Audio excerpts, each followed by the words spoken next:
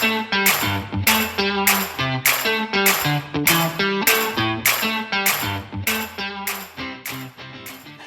and welcome to the Sports Grad Podcast. My name is Ruben Williams, and with me, as always, is the healthy Ryan Walker. How are you, mate?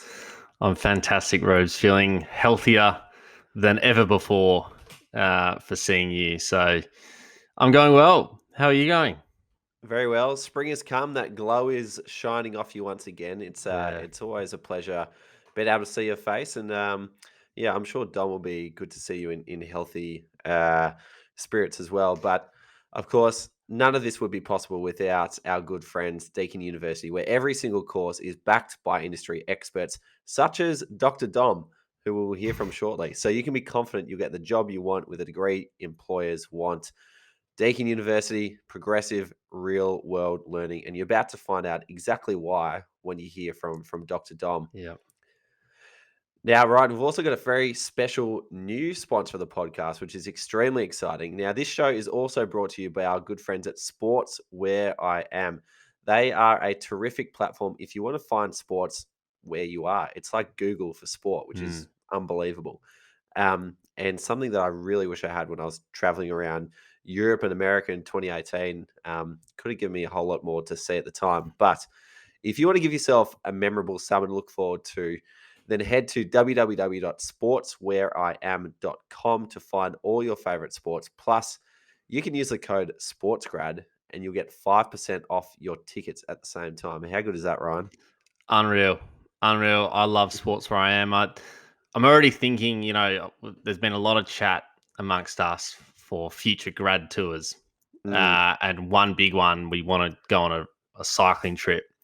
So I'm already thinking, when we get into planning, we'll essentially have Sports Where I Am as a bookmark at the top of the screen. So, unreal platform. And I mean, how good's our good friends at Deakin and Sports Where I Am just for sponsoring the pod? It literally wouldn't happen if we didn't have our good friends involved. So thank you to them.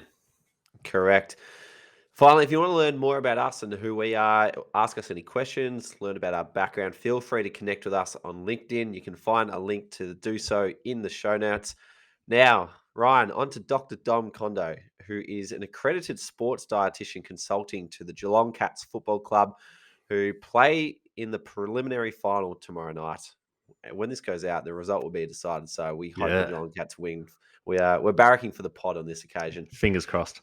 Well, Rubes, it's funny you say that because in the last few years, haven't we picked the winner, or did we fail last year? Well, we picked the winner with the Tigers. We picked the winner with Kansas City Chiefs, I believe, too. The Sydney Sixers as well. Yeah. So we might have just jinxed ourselves by calling this out. Yeah. But my God, we're going for him. We're going for it, yeah. If this comes off, I'm glad you mentioned it. Love it. Dr. Dom is a lead performance dietitian to their AFL and AFLW program and has been since 2016. She has also worked as the player development manager for the AFLW team in 2019 and 2020. And plus, she is also a senior lecturer in the sports nutrition department at Deakin University. And one of her key research areas is in female athletes and the area of energy availability, body image, and disordered eating. Finally, if that wasn't enough, Dr. Dom is also the Vice President of Sports Dietitian Australia and has her own consulting business with a large focus on athletes' nutrition. Ryan, bumper episode, huge guest. What have we got to look forward to?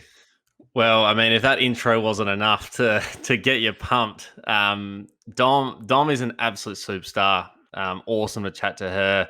I loved hearing from her, just some basic tips for working with athletes. We did a little bit of a new segment at the end there, trying to shoot fire some questions at her, and she did brilliantly. But just hearing the passionate, words that she had for working with athletes and some of those key tips was really cool to hear. And some of them extremely practical and not, quite what you'd expect when you look at her role.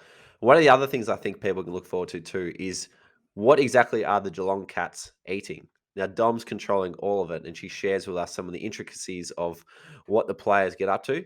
And we need to find out who this player is, who we could not name in the main body of this episode, but has a pretty odd addition to his meal during the games, which you'll hear all about. Yeah, that was really different, and both being footballers in our own right, Rubes. I guess I guess you could call me a footballer. Yeah, I can't say I've ever wanted to eat that specific food before, during, or after the game. But finally, the last thing I loved was Dom just talking about the time you need and the effort you need to put in if you want to work in high performance in the AFL. There's a lot of work you need to put in, but it's ultimately really rewarding. And you can see by her resume right there, Rubes, like she's done a whole lot of stuff, and it's not just with Geelong. She's got fingers in a lot of pies. And I think it's a really amazing thing for her just to be able to have that visibility over the whole industry. So it's certainly a well sought after area in sport. There's absolutely no denying that. But I think you got to put some time in to get there. But once you do, it's a ripper. So, yeah. Absolutely. If you want to be the nutritionist of an AFL team, there's only 18 jobs going around. So you have to be at the absolute top of the pile. Yep. But without further ado, grab a pen and enjoy this chat with none other than Dr. Dom Condo.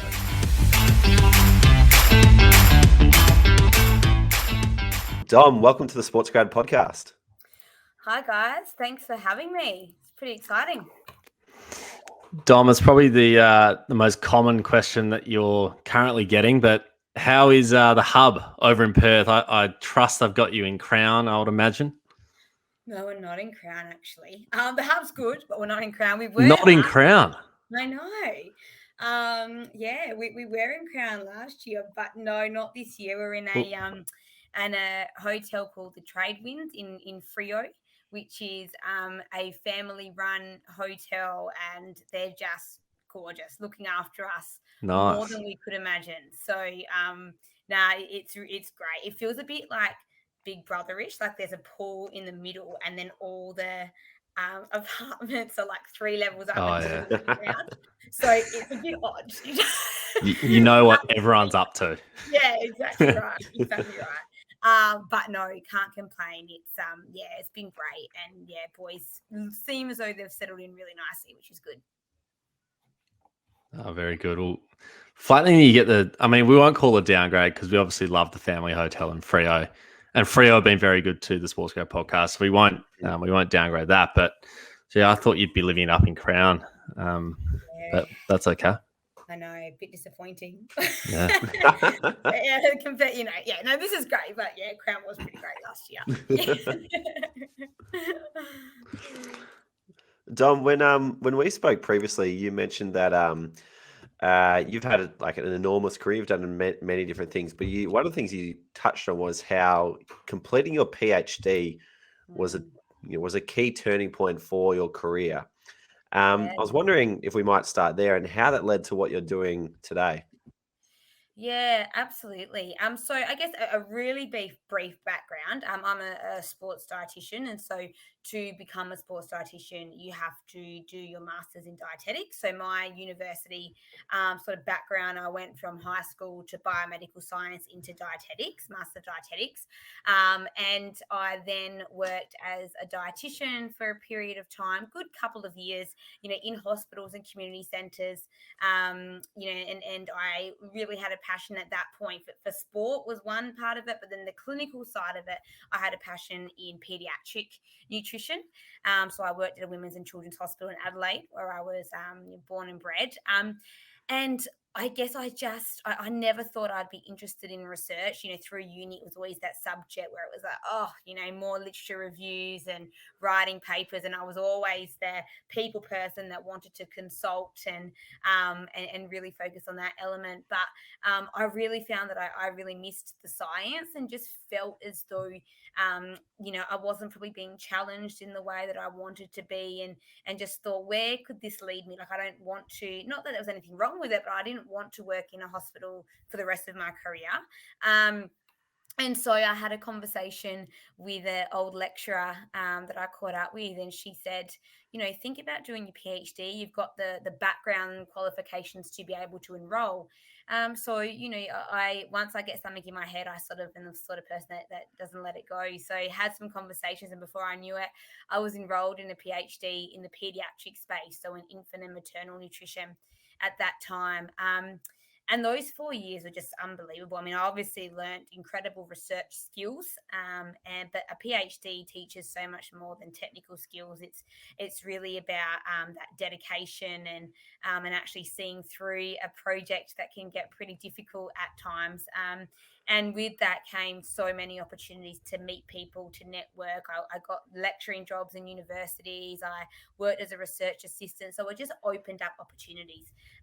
And then from that led to a job at Deakin Uni when I moved to Melbourne. And that was, I guess, the start of my new career outside of being a practicing dietitian, which I guess I've gone back to now in the sports space. But yeah, so it opened up opportunities for me that I never knew would be possible, and connected me with real experts in the field that have opened up not only research opportunities but also practical opportunities as well. You're right that just by completing a PhD, even if someone's got no idea what you've done, and you would have learned a whole lot and found out all those incredible things and developed yourself along the way, it can just be such a great stamp of credibility to say I've dedicated 3 years of my life to this project, Yeah. which is enough to kind of say to anybody that you are an expert in this space. Yeah, I mean, and it's interesting because don't get me wrong, PhD is hard. By all means, probably one of the hardest things I've done, but it's not hard as in real content, so to speak. I mean, you have to write a lot, so that's a difficult point. But again, it's really about just that not giving up. I mean, that's the hard thing, and that's why so many people don't make it through a PhD, because you face so many challenges and so many setbacks, and you're focusing on one topic for 3 to 4 years of your life. That I think the skills it taught me is just when you commit to something, you get it done. Regardless of the challenges, and those sort of skills have seen me through other things that have happened since then as well. So yeah. I think one of the other things that people perhaps might not realize when you do a PhD is that they're often funded, or you get jobs along the way to pay for it too. And I think there's some tax exemptions that come with it as well to encourage you to do it. So I remember when I started, I thought, PhD, I don't know how much bigger my HEX debt can get, but apparently it's actually pretty favorable. Yeah, absolutely. And I guess you're still a student, but you're not really a student like a uni student. You're essentially working, and with that comes other opportunities for work. So whether it be teaching or marking or whatever it is, and you're on a scholarship most of the time. I mean, not everyone is on a scholarship when they do a PhD, but it is hard if you're not. And if you have gone through the right paths, then you should be eligible for scholarships, or find a project that is well funded so that you can actually be on that scholarship. And you end up earning, you're not rolling in it, but you earn your minimum wage, and you can live. It's fine. You'd be equivalent by the time you get your scholarship and do other bits and pieces to what a lot of grad positions are first year out. So it's definitely not the same as being a student and continuing on with that HEX step. Yeah. And you get the doctor title as well, don't you? If you Yeah. finish that. Yep, that was my main driver. I mean, why wouldn't you do it if you get doctor at the start of your name? So it's the wrong reason to do it. I mean, it's a lot harder than but I just thought at the time, all seriousness, I thought, well, it'd be pretty cool to be a doctor, and I'm not going to go back to med school now, so I may as well just do it. Yeah, and Dr. Dom rolls off the tongue as well. So. Yeah, I agree. We've also referred to you as Dr. Dom at the start of the episode, which the listeners will hear. So, yeah, that's a bonus, of course. Yeah. Dom, one of the super important things for any career is the reason why you get into it, and obviously if you can share a really compelling reason why a job is important to you, then people will genuinely believe you're committed to doing it, and obviously you'll do it the best you can. We're wondering if you'd be willing to share how some of your personal experience led to some of your professional experience. Yeah, absolutely. So I guess I've had a passion for nutrition for as long as I can remember. Maybe not to think of it as being my career. I sort of when I was going through high school always wanted to be a lawyer, very randomly, and that was just my maybe my dad put that in my head. I'm not sure, but it was be a lawyer, and so went did the placements in law firms and whatnot, and then I got to year 12 and just randomly things happened where I had to take on a subject that I didn't think I had to do, and it ended up being nutrition, and just loved it. So my passion really, really started from there. But from that point, I mean, I've always had, well, from growing up, from quite a young age, I did struggle with body image a fair bit. I went through periods in primary school that even my mum tells me about now, where I would just come home and say, oh, compared to the other girls at school, I'm too chubby or too fat, and just decide to stop eating for a period of time, and then sort of scared myself a little bit from, in 12 years old, losing a lot of weight, and then just started eating again. And that sort of happened a little bit, but it was nothing. I guess that lasted a long time, to the point that it was overly serious, and I would just sort of get over it. But then I got to a point, unfortunately, when I was in my first year in at uni, when I remember I was walking along the street, and this car of boys drove past and said, "Oh, you're fat!" Just screamed it out the window. God. And I mean, I'm Right. yeah, I'm not quite 5 foot, so I'm very little. And the most I've ever weighed is 52 kilos. Like I'm not a big person by all means. We've And seen the Deakin videos where you have to get on the box to stand at the kitchen yeah, counter. exactly. I'm little. And that just rattled me. Obviously there was a lot of underlying issues there, but that unfortunately started a good few years of a pretty severe eating disorder, which a comment like that normally shouldn't. But that was obviously just what I had in my mind from quite a young age. So yeah, I went through a pretty horrific period, and diagnosed with anorexia. Got down to 32 kilos within a few months, and was pretty sick. Still managed to blitz uni somehow. I think that now. I think, wow, I don't know how I did that. It must have been But all in your brain. yeah, right.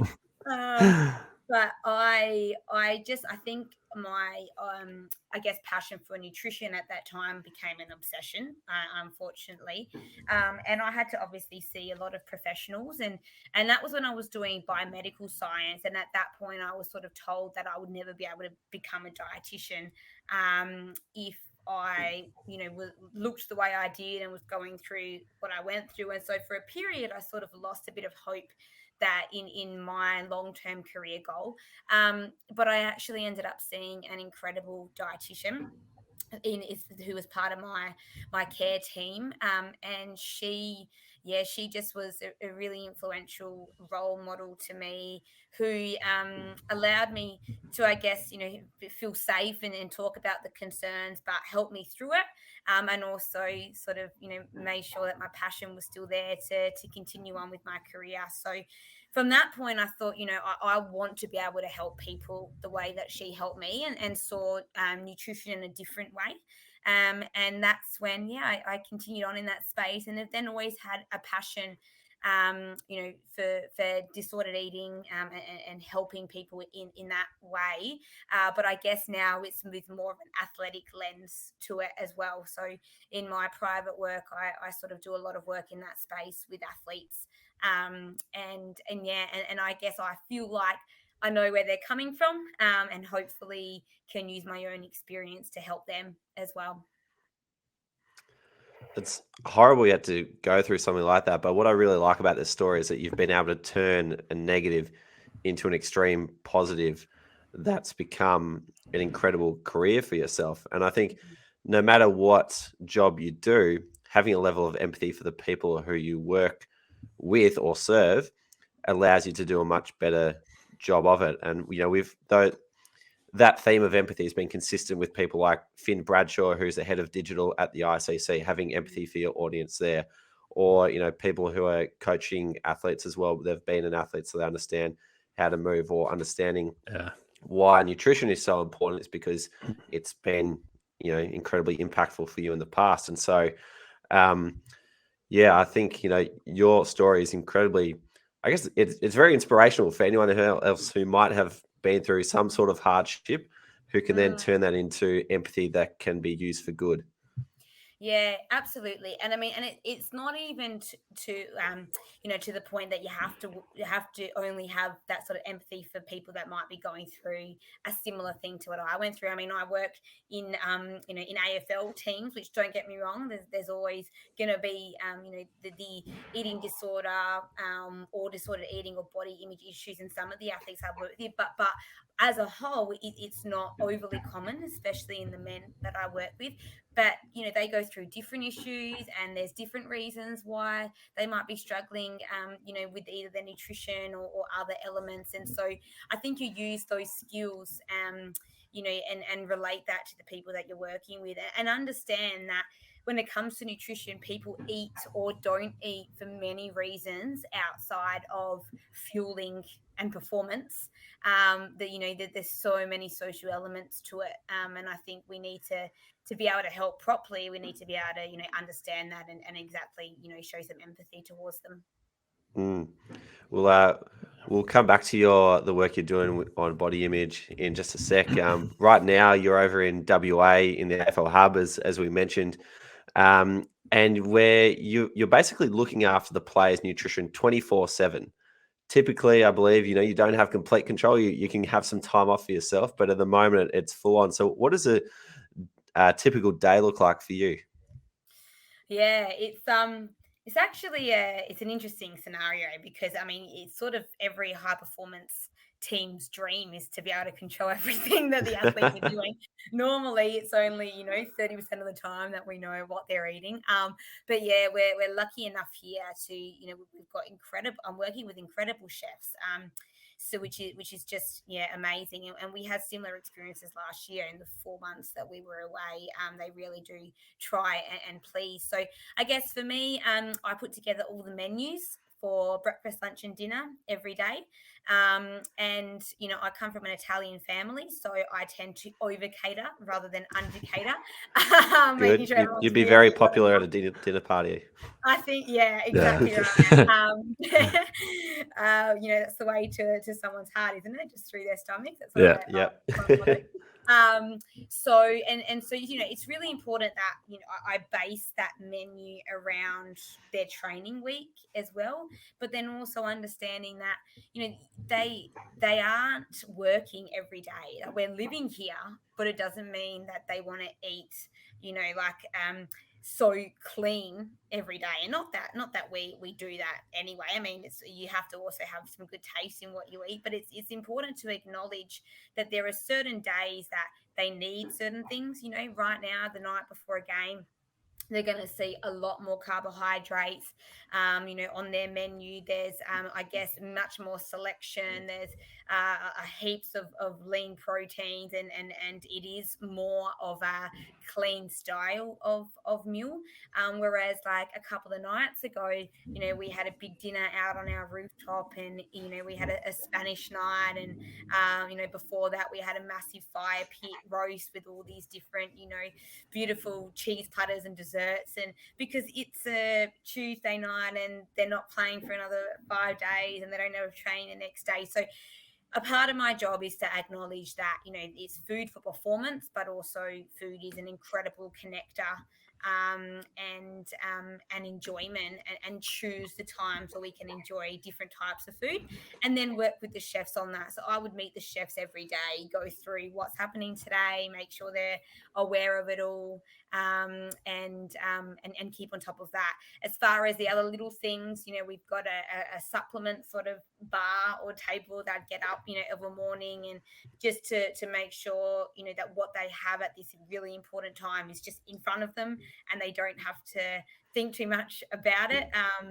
We try and obviously educate our players to be obviously very independent and look after their own performance. But at times like this, when we're playing such important games, we just want to get something. We want to get all the stuff that they need in front of them. So they'd have their green shots and their collagen shots and their vitamins, and that's all laid out for them that they have every day as well. And now we have our hydration table that's all set up. So everything they need to be high performing athletes is in front of them every day. Gee, I think if I had a hydration station, maybe a supplement bar, maybe I would get on the bike a little bit more often, Roots. You'd be a completely new man, right? Yeah. You're like, oh my gosh. Yeah, I'd be fit as a fiddle, abs, everything. With the chefs, are they just local chefs? Like how do you source them? No, they're just the chefs that come with the hotel. Right. Okay. It's always a really rocky start. Yeah. Chefs, I mean, I have so much respect for chefs. I cook, obviously, but it's nothing. I mean, I just cook to eat. It's nothing, extraordinary. I don't know how they do it for so many people. But it is always a rocky start, especially if they're not used to cooking for a high performance team. Yeah. This chef definitely was not.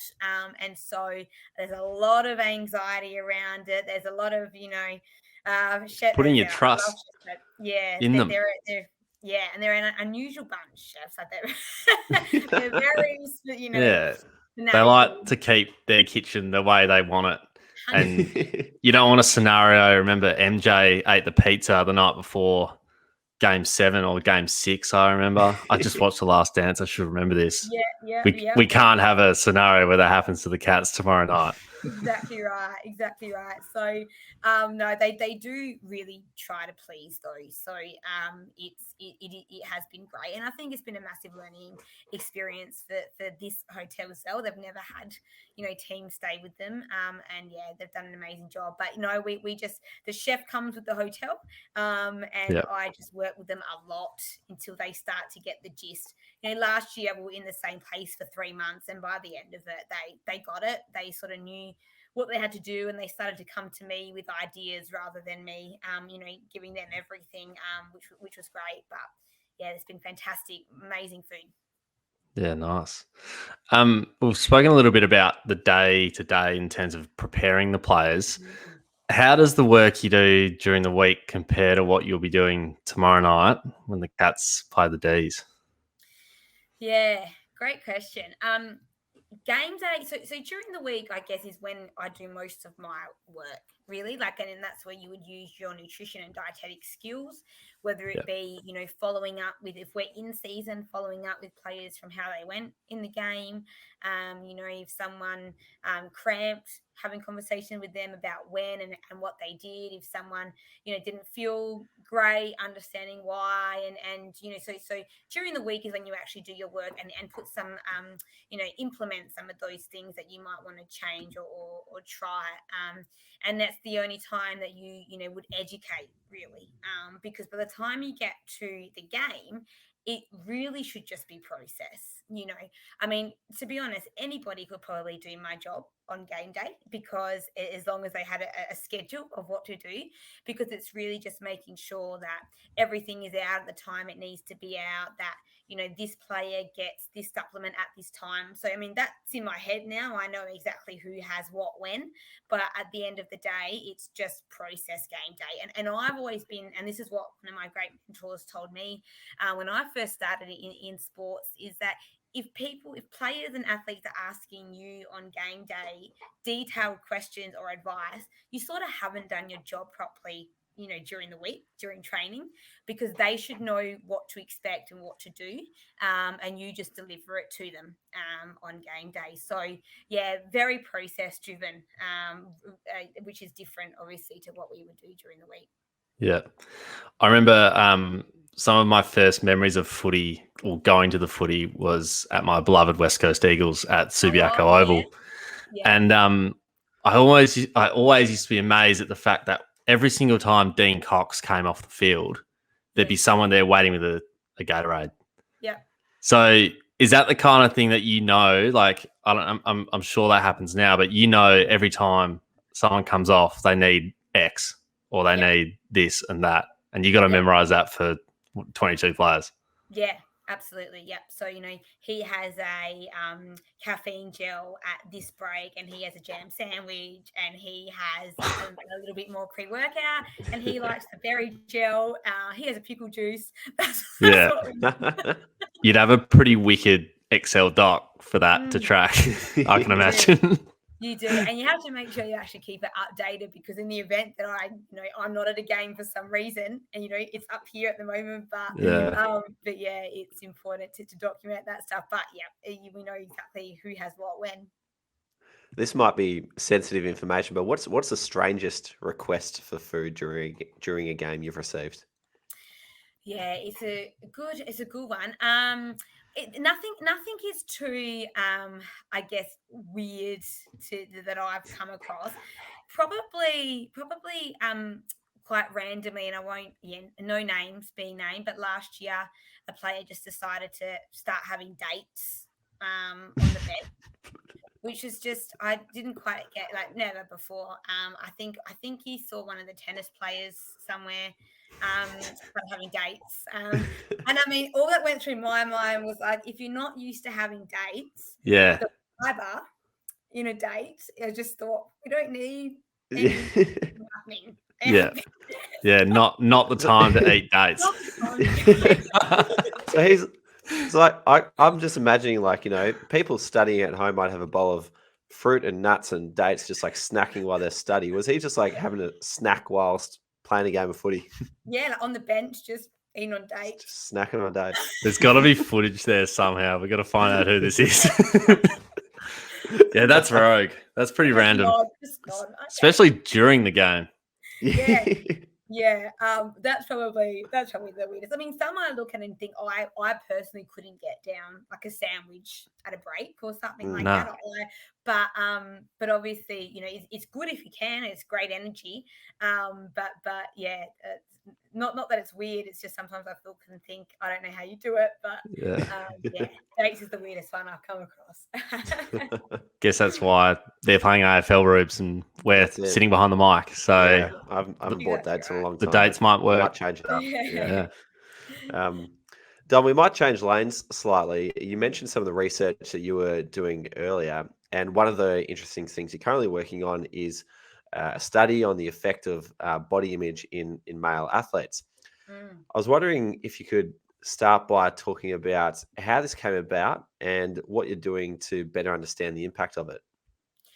Yeah, absolutely. So it is a really exciting project, and it unfortunately with COVID has been put on hold slightly, just as far as running the focus groups that we need to do in person. But all the wheels are definitely in motion. So we've got a AFL group, an AFL dietitians group, which we've really put a lot of work into, and there's one of the dietitians who's really driven that group a lot in communication with AFL as well, to really advocate, I guess, for the role of a dietitian in the high performance team. I guess, through COVID, so many people's jobs have been changed, and we just need to make sure that that we really understand the necessity for a dietitian's skill, and in particular focusing on that element of disordered eating and body image, and in male athletes we tend to not think about it as much as we do in females, and especially in sport like footy. We often think, oh, none of the players, struggle with disordered eating, and so we just haven't done any research on it. But through this group and working with AFL Players Association, we've sort of really identified the need to do some more work in this area. There's been a couple of previous AFL players who have come out quite openly and told their story about what they've been through, and back in the day, and dare I say probably still in some places, the culture can really not be ideal if you are struggling in that way, because there are so many expectations on our body composition in athletes. And so our aim is to really understand some of those experiences that past players did go through. We like to think that it is a little bit better now, but we definitely need to understand the current landscape.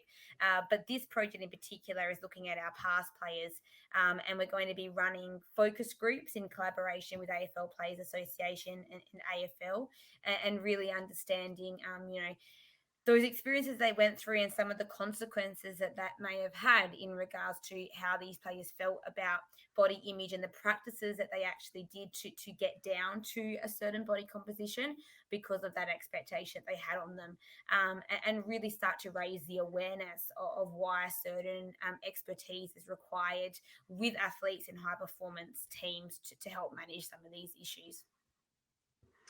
This might be a bit premature, but are there any early results, or do you have any early hypotheses around what it all means? Yeah, I mean, we haven't started as yet from a data collection perspective, so the results, is questionable. But even just talking to previous players that are really advocating in this area, they know. I mean, there's been a handful that have come out and already told their story, and they know of how many stories there are out there like theirs, that people that haven't shared yet. So I think we're going to find some really interesting information around it, and probably be quite surprised on just how common some of these thoughts are. I mean, it's still going to be more of a minority than a majority of AFL players that really go through, severe disordered eating or eating disorders. But the severity is just so extreme that it's that minority is a group that we really need to focus on and learn more about, and make sure that culture and high performance sport is supportive, and is not driving some of these issues. You mentioned how there's implications within your particular workplace, and also perhaps broader messaging as well. I'm wondering, for people who are thinking about getting into research, if you could perhaps talk about some of the places where research has an impact. Where do the results of these end up, and what sort of change in what spaces does this create change? Yeah, absolutely. And I think it definitely depends on the type of research that you're doing. From a scientific perspective, and this is, I guess, with the academic hat on, your research will be published in peer-reviewed journals, hopefully, and that potentially can help drive some change, or at least, start to have a reference point and contribute to the literature about what we know in this area. So that's a really important space, because at the end of the day, anyone in the health profession should be practicing by evidence-based practice. So we actually need to build that evidence base to be able to change practice. So that's important. But I think the really amazing part of working in the applied space and with these organizations that are quite influential is that when you do some research and find some answers or some findings that that require change, that from a network perspective, from a communication perspective, they have quite a bit of pull and a large audience that those findings can actually be shared with. And whether that be through social media and their website, on their research pages, new practice guidelines that their new practitioners have to practice by. That's how these findings and this evidence can actually start to change practice and increase awareness for some of the issues that are happening. And when you're working with great organizations like AFL, if there are issues, from my experience of working with them for the years that I have, they do change practice, and it becomes something that clubs have to implement. And whether that's just a change of how body comp is assessed, or who assesses it, or the process around that, I mean, that's all a step in the right direction. I reckon there's some work that could be done in like grassroots clubs as well. Like you mentioned, expectations of what you should look like or what you should wear. Like, I think you can't say that it's widespread, but I reckon there'd definitely be people who like don't feel comfortable in certain situations, or like, you know, like a big one's like, oh, like how's your rig looking? And it's like if you don't feel like your rig's that good, then shit, you know, like it's pretty nerve wracking. Yeah. So like I think it's probably a bit a problem out there, but we just don't really think about it or address it. But yeah, it's an interesting one because I think Absolutely. it'd be I out there. think, yeah, and I think like even a lot of staff that might work in grassroots clubs or in sub elite clubs, you know, may have been through the elite programs, and they may be past Yeah. players themselves, and have certain experiences that they then implement because that's what they feel is normal. So it's a culture shift, really. Yeah. And I think the great thing about working with organizations again that have that influence is that what they do at top level does get fed down, Yeah. and that's really, really important. Yeah. Another project that you're working on is the relationship between food and sleep, which I think it's pretty relevant to anybody who has done any of those things. What can you share with us, absolute amateurs here, Uni Blues footballer, Lawn Dolphins footballer, and other amateur athletes who are looking to get some advantage wherever we can?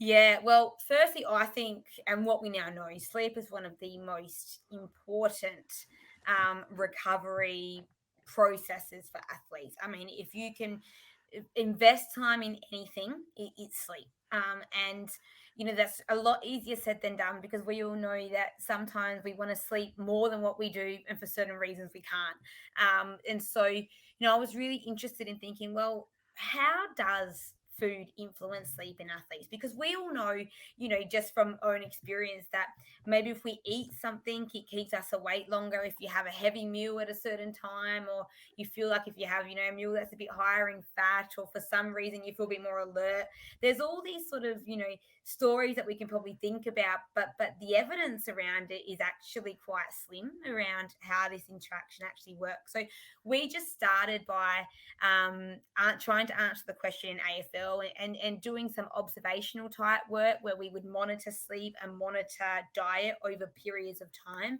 in AFL and AFLW players, and actually look at, you know, are there any links and correlations there? And what we sort of started to find over a few years of doing this is that it seemed as though, well, what we know is that sugar negatively impacts sleep, and I think we probably all know of that. It's not a secret that so sugar can be a little bit of a stimulant, and therefore, you know, can affect how easy we can go to sleep and how long we're asleep for. But I think the big one that was of real interest to me was protein.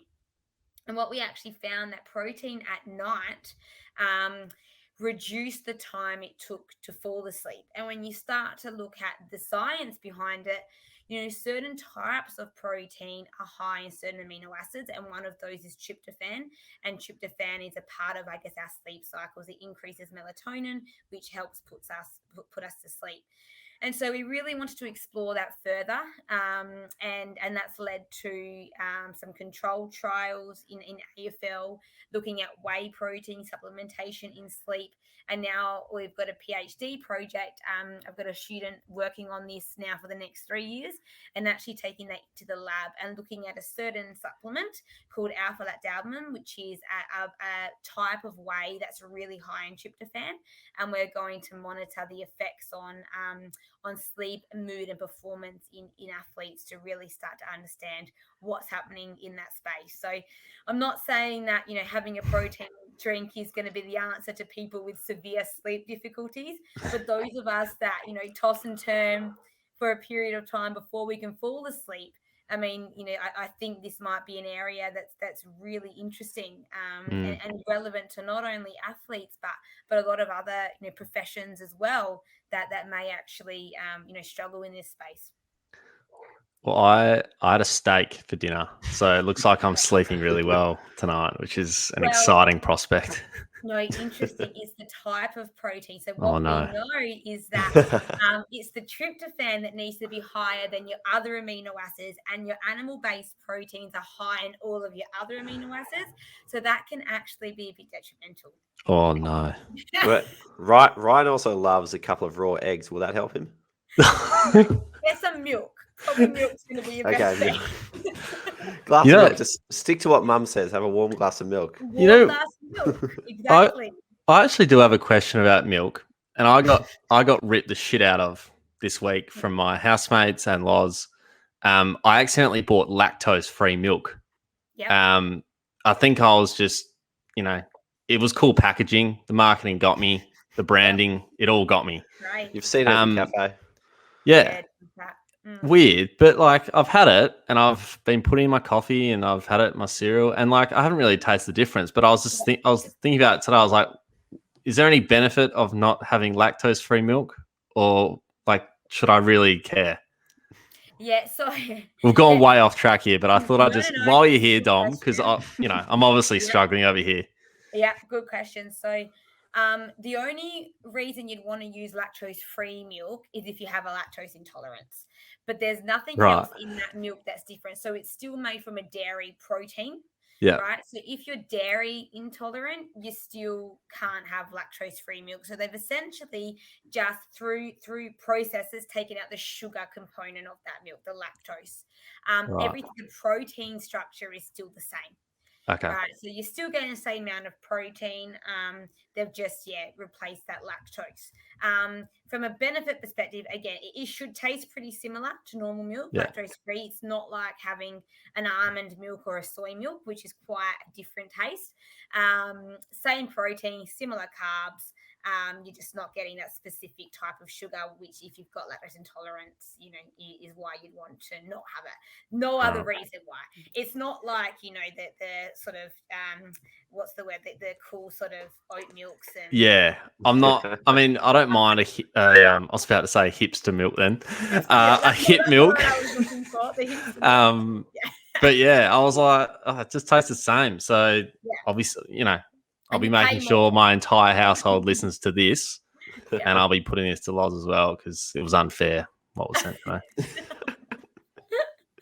Anyway, Well, good to know you'll still be able to get your full night's sleep yeah, with your lactose milk.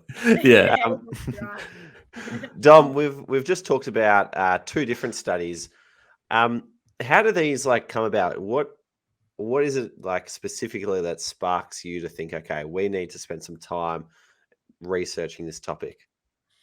Yeah, a few different things. I guess when it comes to my work in the body image and energy availability space, which I do a lot of work with female athletes looking at energy availability, which I guess is on the spectrum of some, starting of some disordered eating, so to speak. Like that, I guess, has come from my personal interest that I've sort of mentioned and passion in that area to want to find out more, to want to help.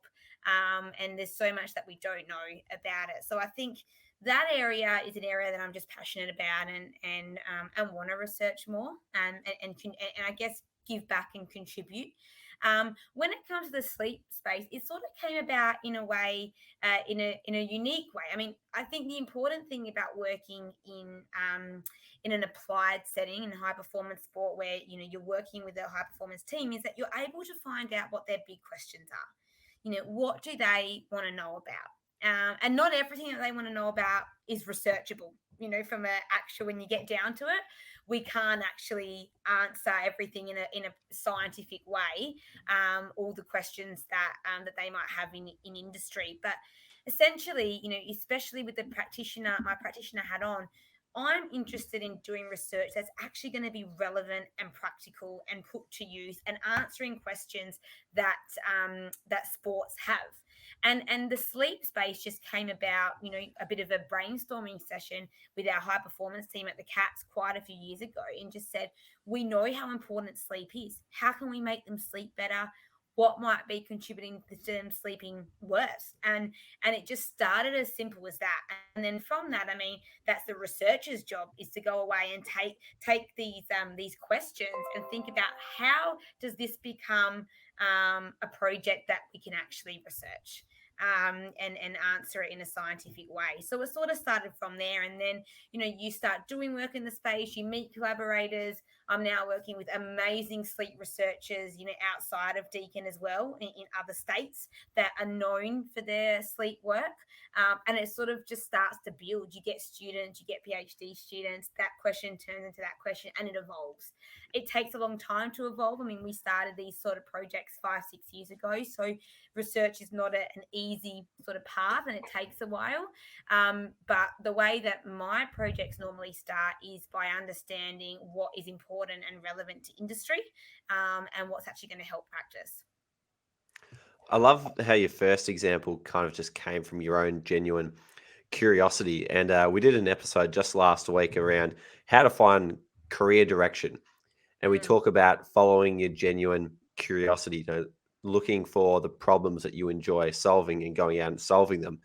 And I love how research has given you a space just to pick the problems that you're interested in and go out and solve them. And that's what's most satisfying to you. And that's what's led to a really fulfilling career.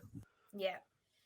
Yeah, absolutely. And I think it's so important to to obviously have passion in anything that you do, and to I guess be really motivated and dedicated to finding some of those answers. I couldn't agree more. And I love being able to, I guess I see it as love being able to help, and contribute to the literature in a space that I think we need to know more about, and that I'm pretty passionate about.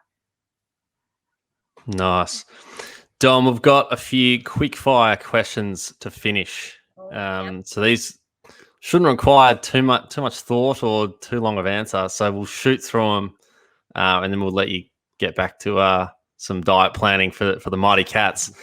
But the first one, what are your top 3 tips for working with athletes? Yeah. Okay. Build rapport. Number one. You need to spend time on building relationships with athletes, because they need to be able to trust you for you to do your job properly. And I just think that is the most important thing. You can be the best practitioner and know your theory inside out, but if you can't relate to people, and athletes, are a amazing group of people, but they're commonly a younger sort of demographic, and you've got to find a way to relate to them to actually be able to do your job properly. So I think that's number one. Secondly, I would say treat everyone as an individual athlete. So here there's 45 footballers. I don't just send out 45 generic meal plans. Just because they're in a team, it doesn't mean that they don't have their own specific needs. And I think that that is so important, is that there's not one size fits all, and you really need to individualize the way that you manage and deal with athletes. I think that that's absolutely important. And the third one, and I guess it sort of goes hand in hand with the first, but this is my life motto really, is just to be kind. I think we put so much pressure, well, athletes have so much pressure put on them, and they have a lot of expectations. And I just really think that, you need to show kindness and empathy. And if they're not performing in the way that they should, or the way that they could, instead of getting frustrated, it's really about thinking, that they've got talent, otherwise they wouldn't be where they are. So there has to be something else going on. And I think it's our job as a practitioner to think outside our square, and to always come at it with with kindness, and to find out why they may not be able to get a job done. And for mine, it might be as simple as following a pretty simple meal plan, or doing something that we all think, as an athlete, you should be able to do that. It's your job. If they're not, there tends to be something else going on. And I just think it's part of our role to find that out. Brilliant. This one expands a bit broader than just nutrition, but how many years of study is required to work in high performance in an AFL team? Yeah, it's a really good question, and it will depend on the role. I mean, generally it's going to be an undergrad of 3 or 4 years, depending on whether it's, nutrition or sports science or whatever it is. And now these days, it commonly is going to require a postgrad course as well. So that might be a master's, applied science, sort of a sports science course where it's a bit more practical, and that's another couple of years. Others might go on to do a PhD, and that's seen as being really favourable these days in high performance sport as well. And so altogether, on average, it's probably around 6 or 7 years of study to be able to get to the point where you've got the qualifications to be competitive for a high performance job. Important to have the doctor in front of your name as well. It's always favourable when entering the AFL club. And last question. Gee, I like this question, Rubes. You came up with this one. If you could write the book on career development in sports nutrition, what would the first chapter be on? Oh, such a good question.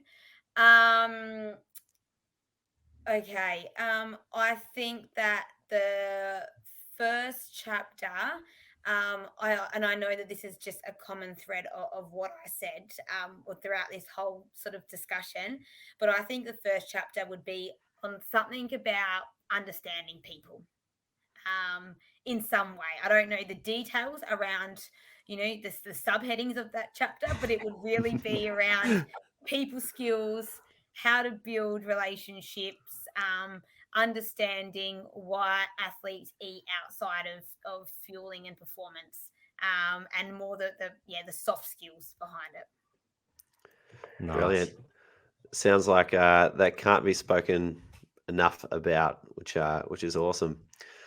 Dom, we might wrap it up there. Thank you so much for joining us on the podcast. It's been incredibly insightful learning about how you manage the Cats. It's no wonder they are such the successful team that they are after speaking to you, and then also learning more about your own research, how that has come about, and some of the different intricacies that we don't typically hear about. So thank you so much for giving us your time and joining us on the podcast. Yeah, thanks for having me, guys. It's been awesome.